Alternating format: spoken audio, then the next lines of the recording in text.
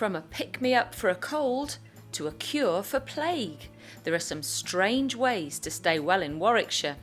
We may not have the plague to deal with anymore, but many communities across the county still use ancient cures passed down the generations, either written in recipe books or shared through word of mouth. And new communities have brought their own remedies into the county too. From Plants to Pills is a project run by Heritage and Culture Warwickshire, funded by the Heritage Lottery Fund, and telling the story of Warwickshire and its diverse communities. Heritage and Culture Warwickshire, which includes the Museum Service and the County Record Office, contains a wealth of material relating to public health and the history of medicine. So we thought it would be a good idea to put on an exhibition relating to a health theme. So the first phase of the project was to host an exhibition at Market Hall, the main museum in Warwick. And that also included the project, a touring exhibition. And the resources are available to see on the blog From Plants to Pills. Having completed the first phase of the project, we realised that there'd been quite a lot of interest in specific documents that had been used, and this included the recipe book produced by a lady called Mary Wise in the 18th century. So we decided to take the project further by producing the blog, which provided people with an opportunity to send us their own remedies from families that have been passed down through generations, and also it was an opportunity to attract remedies from different cultural groups who live in the county as a way of engaging their interest in archive material and how you can use it in different ways. In Stratford-upon-Avon's Buzz Arts and Community Centre, a group of Warwickshire residents are attending a workshop to share their memories and knowledge of natural remedies. It had recipes for cheesecake, how to hash a calf's head, oyster pie, lots of things involving a lot of wine. Seems to be a lot of alcohol. We're running the workshops really to help promote the blog to different parts of the community, particularly people who wouldn't normally come to the record office. They haven't got a need to come here. And here's, if you would like to pass that round. Her writing's quite good.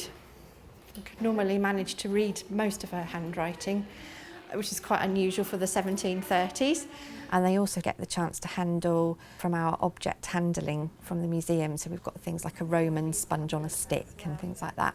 And normally just telling them a little bit about the history of all these different objects and letting them have a look at them and touch them then sparks them off, and they start talking about how they look after themselves or how their families have looked after themselves in the past. For people who had a throat condition, whether it was a cough or a sore throat, there was a recommendation that you would dangle a frog in somebody's throat. That the frog, because it was frightened, would make various secretions, and it was the secretions from the frog which actually cured the ailment. And it's one of those cases where the cure actually gave its name to the complaint later on.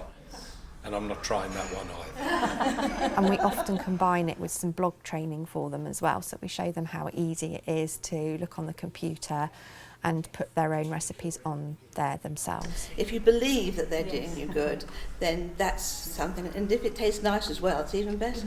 Somebody said to me, if you can squeeze that onto a wart regularly, it will go away. But you have to get, it's the milky bit that's inside it. And if it's not a young dandelion, they tend to dry up a bit. Yeah. So I used to do it on the way home from school all the time, and it worked. Historically, many plants and natural products have been used for health, like honey, which is a natural antiseptic. In centuries past, before there was a chemist in every town or village, the people of Warwickshire would have made their own concoctions for common ailments. Kitchen gardens in Warwickshire were home to many herbs and flowers that were thought to have healing qualities. These included lavender and rosemary, and even nettles. Dandelions are considered by many to be a weed, but the leaves contain vitamins and minerals, and the plant has been used for centuries as a herbal remedy. In the village of Bulkington, north of Coventry, a group of local ladies are meeting at Bulkington Community Library to share their memories of cures and remedies. Beat a fresh laid egg and mix it with a quarter pint of new milk, warmed, a large spoonful of capillary, the same of rose water, and a little nutmeg scraped.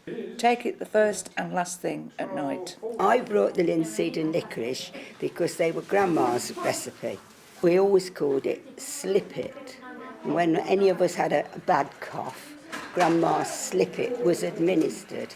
What you did, you got some hot water and put the linseeds in it, don't know how many, and a stick of licorice which you broke up, and then you boiled it, and it became like some horrible black treacle. Oh, it smells, doesn't it? Yeah. And that was because that was the oil from the linseed. Yeah. Then you had to strain it and throw the linseeds away, obviously, and then you thinned it down eventually with some more hot water and some sugar and some lemon juice, and the coughs disappeared very quickly because slip it was absolutely vile. If as a child you were seen to be picking dandelion, you would get teased, and they say that you're going to wet the bed. Yeah, because there's a white milky fluid comes out of the stem, doesn't it? Yeah, and you were not allowed to touch that white milky fluid. Yeah. No. Because you would wet the bed, and you didn't pick them because you thought you would.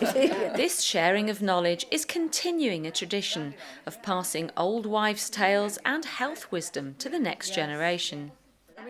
The recipe book of Warwickshire lady Mary Wise paints a vivid picture of life in the 18th century.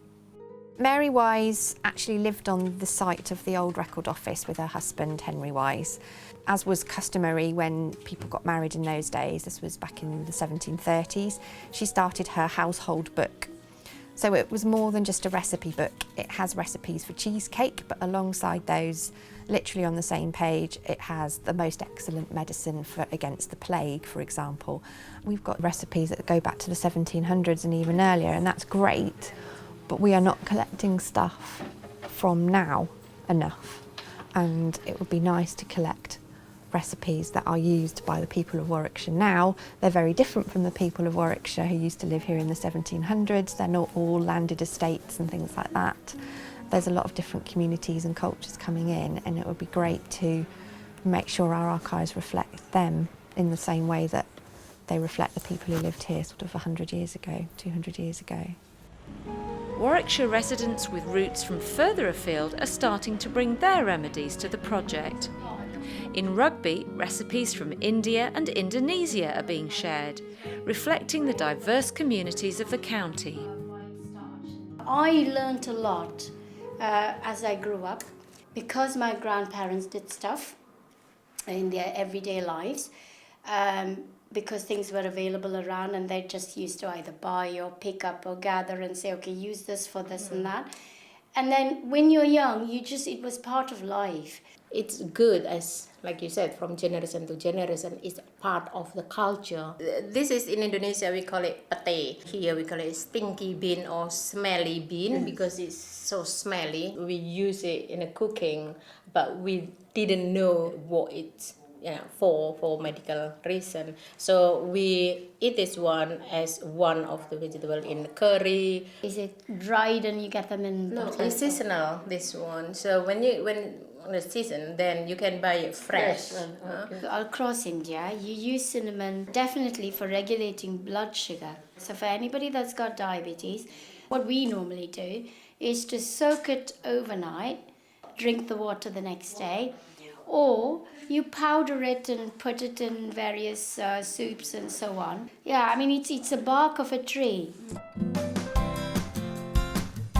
It's clear that the people of Warwickshire are keen to share their ancient natural remedies and are likely to do so for generations to come. If you'd like to get involved to find out more or share your own recipes, go to our blog From Plants to Pills and discover the strange ways to stay well in Warwickshire. I think what I've got out of it is that I think we ought to explore more. We ought to have a display in the library about all these herbal. We must be able to get some books. Yeah. And somebody brings the actual flower or leaf or anything to do with it. This is really important, these stories, this archived material, and we want to keep that for future generations. If we let that go and there is no record, nobody will know. In 50 or 100 years' time, people are talking about their children and their grandchildren. They will not know about that. That has to be recorded and kept. People in the olden days did not have modern medicine, but they survived. They healed themselves, they looked after their bodies, they tried to look beautiful and whatever else. They obviously used nature to do all of that. You're lucky if you get to talk to somebody 3 generations older than you, but you'll certainly get 1, if not 2 generations of people telling about their kind of experience. And they're just fascinating tales, aren't they? Well, it's made me focus on it, and it's made it interesting, and I've learnt things as well, and I want to find out more. It's actually brought the museum to the community. This has been a really good way for us to learn and to actually make the museum live.